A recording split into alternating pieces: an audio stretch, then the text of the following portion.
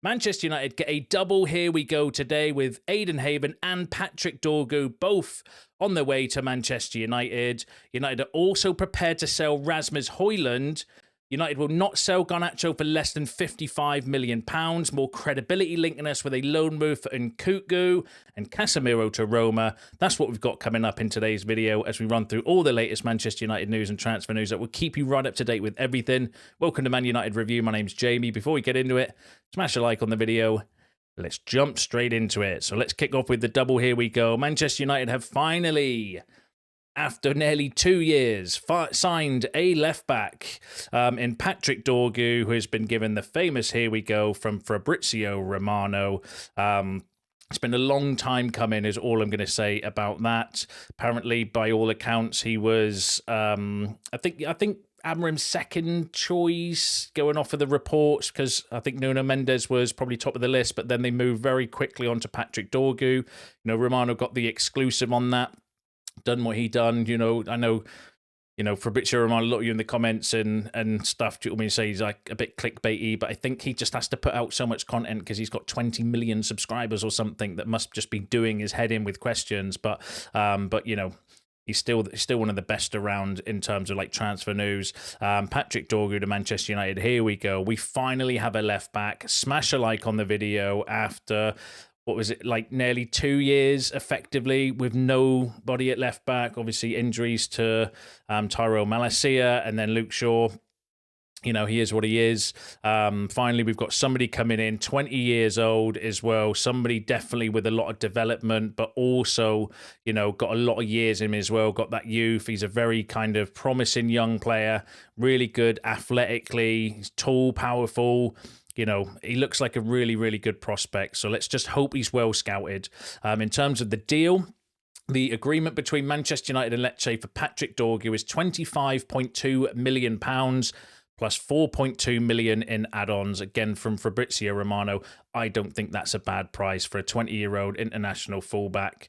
In a position that we are, when we're in a position of weakness to negotiate a deal for a left back because we don't have a left back and we've left ourselves in this position. It's late in the January transfer window.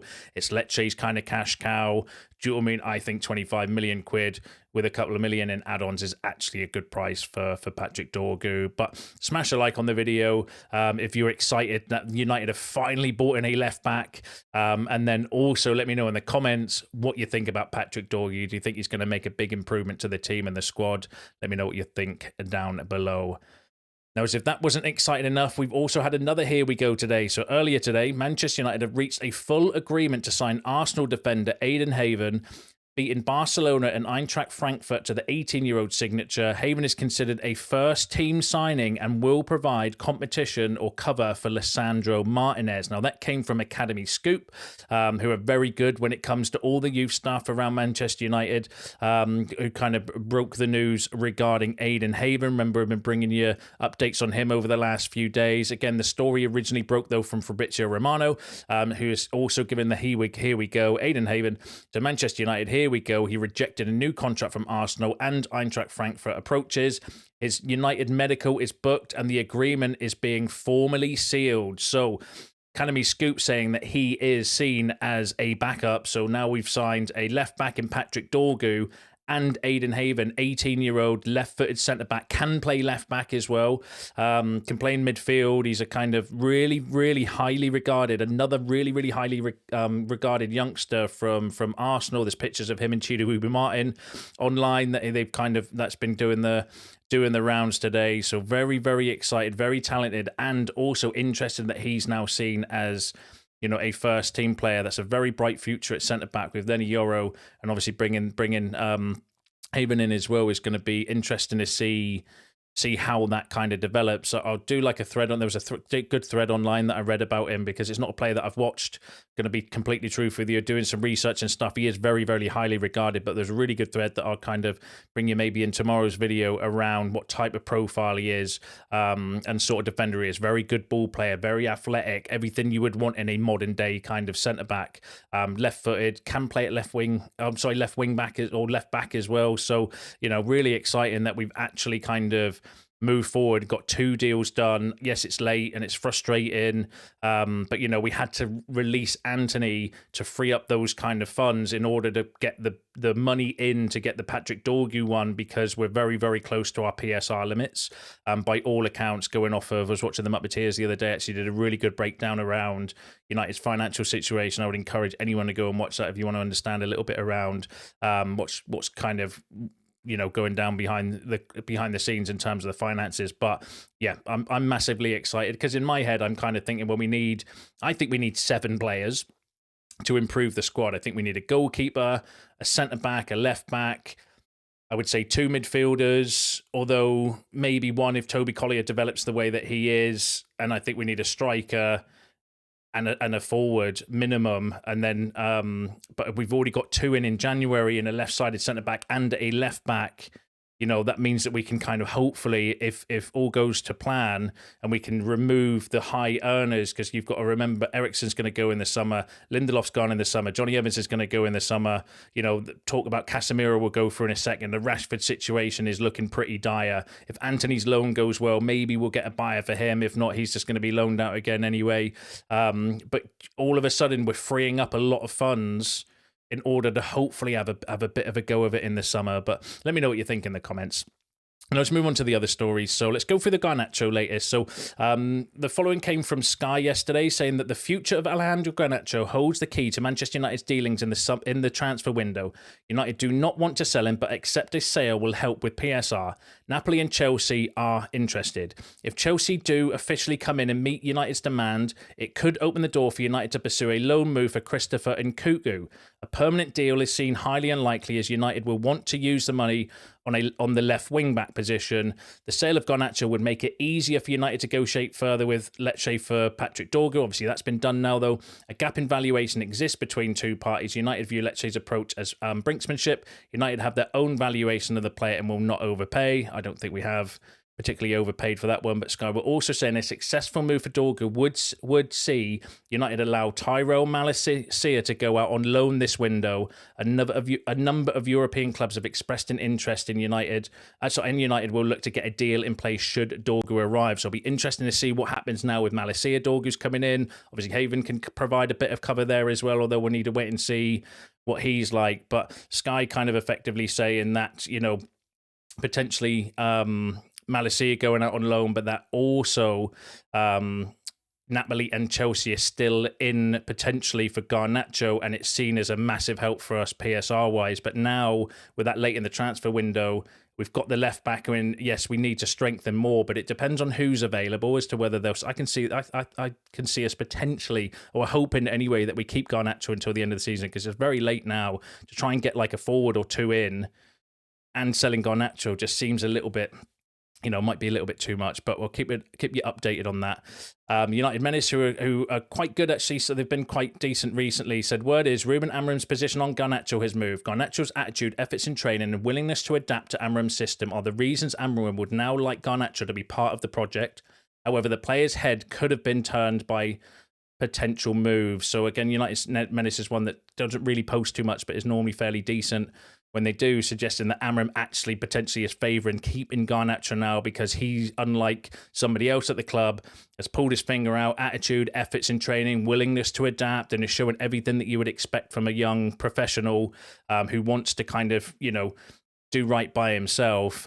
So that'll be interesting, and you can kind of see it. I think he has been improving the last few games. I know some of you have been mentioning that in the comments as well, and I do agree with you. Sam C said this morning, as of this morning, Chelsea and Manchester United have no agreement over the price of Alejandro Garnacho, who would be open to a move if it materialised. And then another Italian outlet, fairly decent, said that Napoli are ready to adjust their offers for Alejandro Garnacho to an upwards of £42 million plus add-ons. And there was another report, I don't think I've got the slide for it, that it was from Sky, effectively saying that United will not sell Garnacho for less than £55 million was the kind of asking price for Garnacho, and I agree with that as well. I actually still think that would be a good deal for a team to kind of pick up. But that's all the latest regarding Garnacho. Now, a player that we mentioned before in the Sky report was Nkunku, so Manchester United are weighing up the prospect of going for Christopher Nkunku. who might be available on loan from Chelsea. Now, that came from Laurie Whitwell. Laurie Whitwell, one of the most credible journalists when it comes to Manchester United, is the more credible one, suggesting that Manchester United are weighing up the idea of bringing in Christopher Nkunku on loan. Caught offside, said Christopher Nkunku is keen on joining Manchester United, but I would say take that story with a pinch of salt because it did not come from one of their most credible journalists. And then Fulham Pettenberg said that Manchester United and Chelsea remain in contact regarding the transfer for Christopher Nkunku. This is also because a departure of Alejandro Garnacho still remains a possible scenario.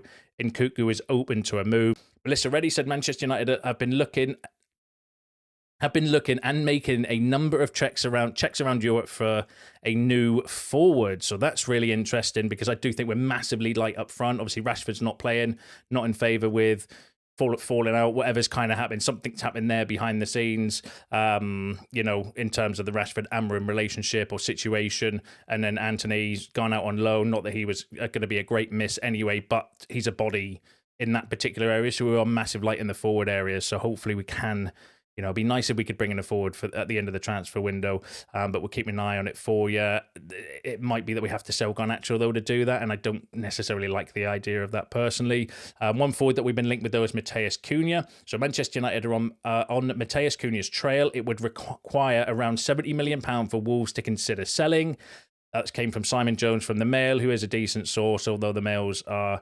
the Mail's a shit stir in outlet. But then they also said that Manchester United are in the wings for Juventus midfielder Douglas Luiz. Now, that would be an interesting one. There was news about him a few weeks ago. Didn't really materialise, but apparently he wants to leave on loan. That would be as well from Juventus. But that would be one to keep an eye on if we remove Casemiro. We're going to need a replacement for that one. And the latest on Casemiro that's come out today from Melissa Reddy saying Casemiro is open to a move to Roma and Manchester United are willing to let him leave on loan before the window closes.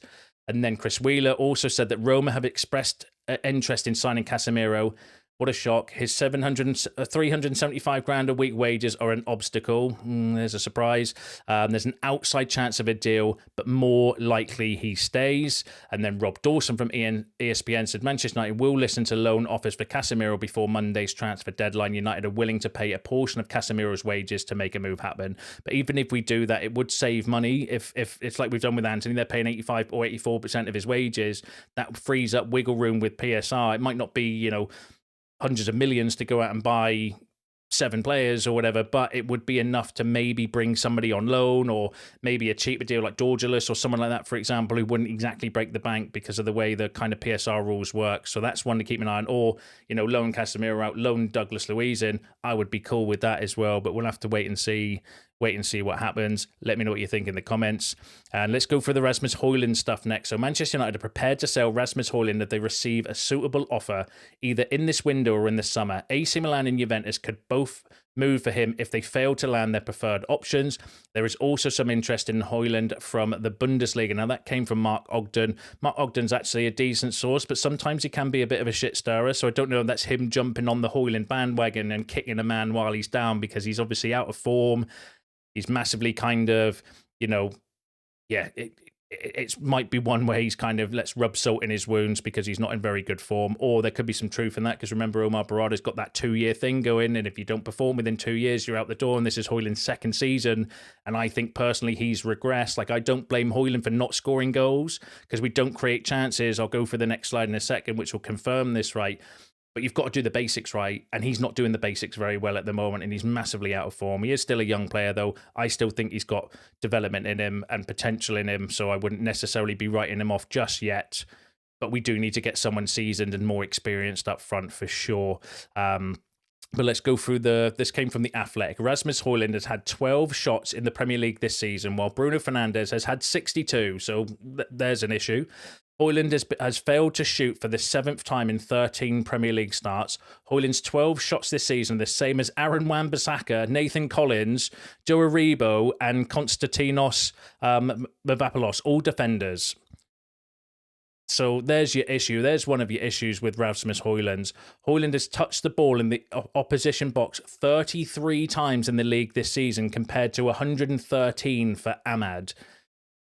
And that's not just a Hojlund issue. That is a squad issue. If your number 10 is having 62 shots and your striker's had 12, that suggests to me that he's not passing him the ball. Now, he might not be passing him the ball because Hojlund's movement's not very good or he's not in the right areas, but he also might just be because Bruno's not finding him.